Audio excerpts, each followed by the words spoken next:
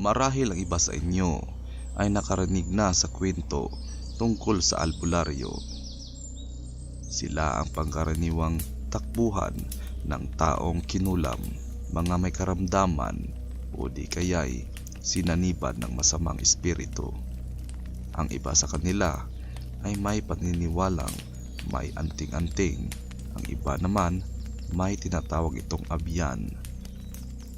Tulad na lang ni Boss Kinshen, matagal na siyang nanggagamot, madami ang humanga sa estilo niya sa paggamot kung gaano ito kahusay. Kaya naman, pinagbansagan ito sa kanilang bayan na isang Dr. Kwek-Kwek. Isang araw ng umaga, Martes, may kumatok sa pintuan nito. Hindi na bago kay Boss Kinshen ang ganitong sitwasyon tuwing umaga dahil nakasanayan na niya na palagi siyang inaabala. Agad naman niya itong pinuntahan para tignan. Ang nakita niya ay si Milagring. Dumulog siya dahil masakit raw ang ulo niya, lalo na kapag naubusan siya ng pera. Hindi niya alam kung normal lang ba sa ibang tao ang ganitong may karamdaman, subalit nagpabalik-balik kasi sa kanya sa tuwing nawawalan ito ng pera sa bulsa. Kaya sa puntong yun, hindi na siya nagdadalawang isip na pumunta sa bahay ni Boss Kinshen para mangabala sa maliit na problema. Matapos ang kanilang walang kwentang pinag-usapan, pinapapasok na lang niya at pinaantay muna sa sala dahil gagawa lang raw siya ng gamot sa topak. Ang ugali na meron si Boss Kinshen ay madaling mapakiusapan. Gagawin niya ang lahat hanggang abot sa kanyang makakaya. Pero kung ganitong sakit lang naman ang kanyang maririnig ay hindi na masisiguradong maggagamot ito. Ang pamamaraan niya sa paggagamot ay namana niya sa kanyang magulang na minana lang din sa kanilang ninuno, kung kaya sa kanya ipinamana ito para ipagpatuloy ang kanilang nasimulan sa pamilya. Matapos ginawa ang gamot ay inabot niya ito kay Milagring. Sinabihan din niya na tuwing bago siya matulog ay ipukpok muna niya itong katas ng niyog sa kanyang masakit na parte sa kanyang katawan. Mas mainam na rin raw na magtrabaho ito para hindi sasakit ang kanyang katawan. Nagpapasalamat naman ang lubos ang kupal dahil malaking tulong ito para sa kanya, pero hindi niya alam napakalaking perwisyo nito para kay Boss Kinshen. Matapos mangabala ni Milagring ay pinauwi na niya ito. Bumalik ulit siya sa kusina para tignan ang kanyang niluto, pero may isang kupal na naman na nakasilip sa kanyang likuran at hindi alam ni Boss Kinshen ito. Tumingin-tingin pa ito sa loob ng bahay niya na tila parang ginawang shopping mall. Pumili siya ng kanyang nanakawin dahil may karapatan raw itong mamili.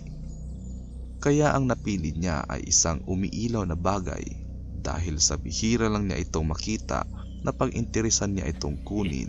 Kaya pumasok ito ng dahan-dahan habang si Boss Kinshen naman abala ito sa kanyang ginagawa sa kusina. Tuloy, hindi niya ito namalayan na may tao na pala nakapasok sa loob ng bahay niya. Napasarap pa sa pagtikim-tikim si Boss Kinshen sa kanyang mainit na nilutong Milo, habang sa likuran naman nito ay tuluyan ng kinuha ang pinakamahalagang bagay nito sa kanya. Pagkatapos ni Boss Kinshen sa kusina, pumunta siya sa kanyang mesa para maghanda upang kakain ng agahan. Pero bago pa man itong kumain ay napansin niyang nawawala ang kanyang anting-anting sa nilagyan nito. Hinanap niya ito kung saan nakalagay, ngunit wala talaga itong nakita. Ang tanging walang ibang mapaghinalaan nito kundi si Milagring lamang, dahil siya lang naman ang tao na pumunta sa bahay niya sa mga oras na iyon.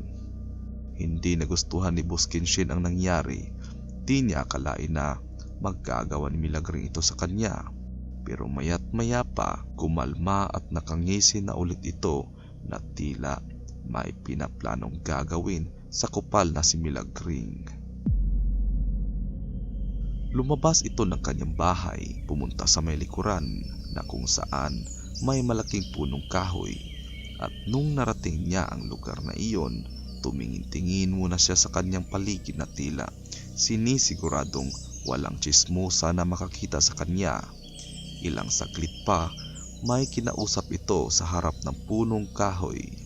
Yun pala ay tinawag nito ang kanyang abyan na isang engkanto. Isa sa mga tagapangalaga si Abyan sa magulang ni Mang Inting noon, kaya kapag kailangan niya ng tulong nito ay agad naman siya nagpakita sa kanya. Sinumbong ni Boss Kinshin kung ano ang nangyari. Alam kasi niya na may kapangyarihan ito na siya lang ang makakagawa, kaya naman agad itong gumamit ng mahika para matunton ang kumuha sa anting-anting. Subalit laking sorpresa ni Boss Kinshin dahil ang nakita nito ay hindi si Milagring kundi ang batang nagnakaw ng kanyang pinaka-iniingatang bagay. Agad gumawa ng paraan si Abyan para maibalik sa kanya ang anting-anting, pero hindi ipinag-utos ni Boss Kinshin na saktan itong bata. Pero nanganganib pa din ang buhay ng bata dahil hindi pwedeng may nakakaalam sa mga tinatagong sikreto, kaya sa ayaw at sa gusto ni Boss Kinshin ay gagawin ng Abyan niya kung anong nararapat na parusa para sa kanya. Pagkatapos nitong makalayo ng tuluyan sa bahay ni Boss Kinshin, huminto muna ito para tignan ang kinuha niya. Nakikita niya itong umiilaw, kaya labis ang pagkamangha nito sa nakuha niya. Pero ilang minuto ang nakalipas, may narinig siyang may sumitsit sa kanya, bagay na napatingin siya sa paligid. Subalit wala itong nakita. Napaisip ang bata dahil sa pakiramdam nito may taong nakamasid sa kanya, kaya naman naglakad ito para uuwi. Pero nakadalawang hakbang pa lamang ito, laking gulat niya na may nakita siyang isang hindi pa niya nakikita sa buong buhay niya, at ito ay ang duwende. Hindi siya makapaniwala, pero kailangan na itong paniwalaan dahil noon pa man ay hindi na ito naniniwala sa mga sabi-sabi tungkol sa isang engkanto. Makikita sa mukha ng duwende na gusto niya itong paglaruan, mga nakapanlulokong ngiti na tila parang may binabalak itong gagawin.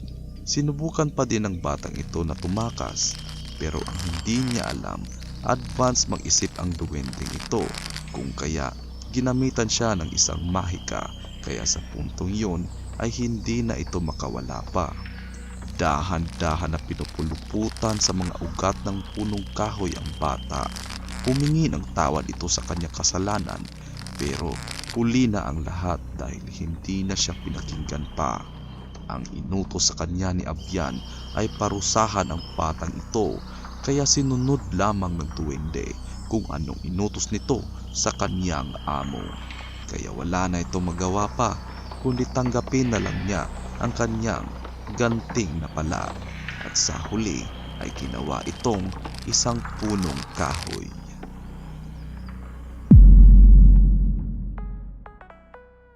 Shout out kay Trixia, Tambayan Horror Stories, Jim Jeffrey, Ryan Rosari, Pongulay, Jason Itcubanas Vlog, Spranks, Luisa Aboy, Romel John Sebastian, Nancy Sarcena, Jairafit Franco, Let's Trip Bro, J. Mark Saicon at sa lahat ng Saicon family, Arnold Barrios, XO Animation at kay Kuro, at sa lahat na nag-comments, kaka-inspired na magbasa ng inyong mga mensahe. Sobrang thank you sa inyong lahat. Mas lalo ko pang pagbutihin ito. So yun na nga, makikita ulit tayo sa susunod na video at ingat sila sa atin. Bye!